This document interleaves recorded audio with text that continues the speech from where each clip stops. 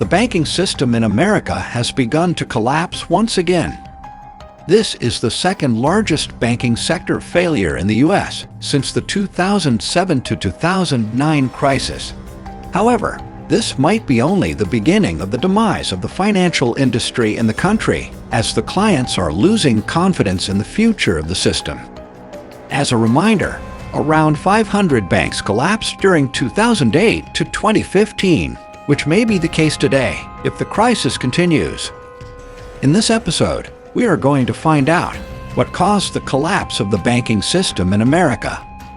But before doing so, consider subscribing to the channel so you don't miss relevant economic trends. On Friday, March 10, Silicon Valley Bank collapsed. Established 4 decades ago, it was America's 16th largest commercial bank. It provided banking services to nearly half of all U.S. venture-backed technology and life science companies.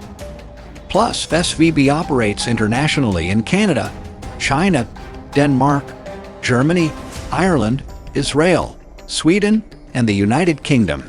The bank became very popular during the pandemic, as its loans tripled within 3 years from $71 billion USD to $220 billion US dollars. Although it seemed to prosper, SVB collapsed within 48 hours. The customers started to withdraw their funds, and Federal Deposit Insurance Corporation took over, as the bank could not provide enough money. From Monday, customers could withdraw up to $250,000, guaranteed by FDIC. However, SVB clients who primarily work in the tech sector had much more to lose, as they use the bank primarily for payrolls.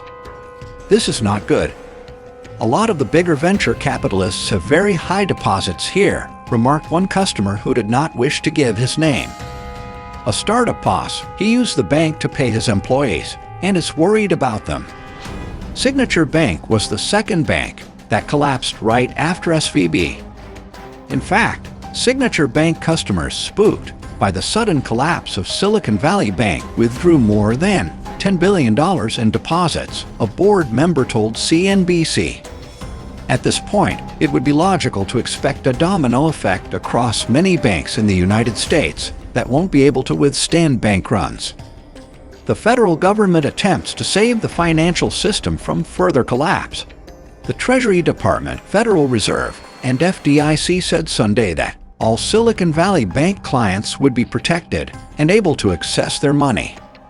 This step will ensure that the U.S. banking system continues to perform its vital roles of protecting deposits and providing access to credit to households and businesses in a manner that promotes strong and sustainable economic growth, the agencies said in a joint statement.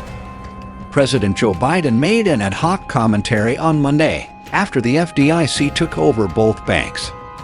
Americans can rest assured that our banking system is safe. Your deposits are safe, Biden said from the Roosevelt Room. Let me also assure you we will not stop at this. We will do whatever is needed on top of all this. Unlike the crisis in 2008, the federal government is not using taxpayers' money to salvage SVB and Signature banks. Instead, Federal Deposit Insurance Corporation has its funds in case of emergencies like this, and they will be used to ensure depositors get their money back.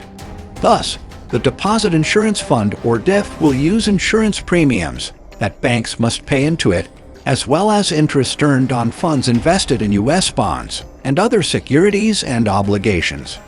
This is the reason why commentators are not calling it a bailout, which occurred in almost all instances of saving the financial system 15 years ago.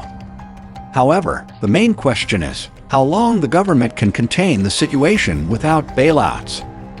The DIF had a $125 billion balance as of the last quarter of 2022, and SVB reported $212 billion in assets in the same quarter. Although Treasury officials sounded confident on Sunday night that the money in the DIF would be more than enough to cover SVB's deposits. To stabilize the situation, the Federal Reserve announced an additional line of credit known as a Bank Term Funding Program, offering loans of up to 1 year to banks, credit unions, and other types of depository institutions.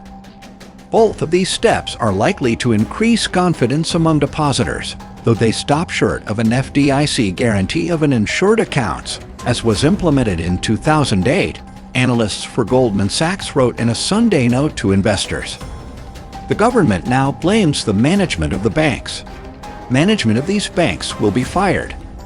If the bank is taken over by FDIC, the people running the bank should not work there anymore, Biden said, adding that investors in the banks will not be protected because they knowingly took a risk. However, the financial system remembers that every time it collapses, the government tries to assure the public of the sector's safety, but the situation worsens nonetheless. For instance, I can assure you that it is safer to keep your money in a reopened bank than under the mattress, President Franklin Roosevelt said in his first fireside chat on March 12, 1933. So, considering the historical experience and the turbulent condition of the financial system, we should expect the crisis to deepen. The FDIC says the total of these unrealized losses, including securities that are available for sale or held to maturity, was about $620 billion at year-end 2022. Unrealized losses on securities have meaningfully reduced the reported equity capital of the banking industry. Now, back to the question, why these banks have failed. SVB is a go-to bank for investors in tech, and many startups that partnered with the bank opened deposits for tens of billions of dollars. Moreover, instead of investing in loans and getting dividends from clients, SVB management bought a significant number of securities. As the customers started withdrawing their money, SVB was forced to sell AFS, or available for sale securities. As a result of a $21 billion operation, the bank lost $1.8 billion. Then SVB called to raise money from investors to offset that loss but failed, which led to the collapse of the bank. The second reason why the banks failed was the high percentage of uninsured deposits. For example, Silicon Valley Bank had 89% of its $175 billion in deposits uninsured by the end of 2022. Sheila Bair, who headed the Federal Deposit Insurance Corp during the global financial crisis, said, "These banks that have large amounts of uninsured institutional money, that's going to be hot money that runs if there's a sign of trouble." Thirdly, interest rates hiked by the Federal Reserve also contributed to the collapse of SVB, as it contributed to the depreciation of the securities that the bank bought. "The Federal is starting to break things," said John Briggs, the global head of economics and market strategy at NatWest. He said he expected the Federal to lean towards a 25 basis point rise rather than the 50 basis points that were previously expected. Fourth, a simple balance sheet of assets and liabilities is crucial when it comes to the bank's resilience during runs. In the event of a liquidity crisis in markets, the banking system is much less ready and able to battle those shocks because of the declining level of reserves, said Matt Smith, investment director at asset manager Uffer in London. The bank run has affected other banks around the country. For example, KBW Bank Index, a proxy for the industry, is down nearly 12%. On a day when the S&P 500 stock index ended up flat, shares of First Republic tumbled 60% and Western Alliance slumped 45%. Furthermore, the banks that are not considered systemically important may suffer in the near future due to the same reasons SVB collapsed. Neither of the two banks is on the global list of systemically important banks maintained by the International Financial Standards Board. Since 2018, only the banks that have assets valued at more than $250 billion are considered systemically important. The threshold was raised from $50 billion. However, the ability of these banks to fly under the radar in the U.S. was no accident.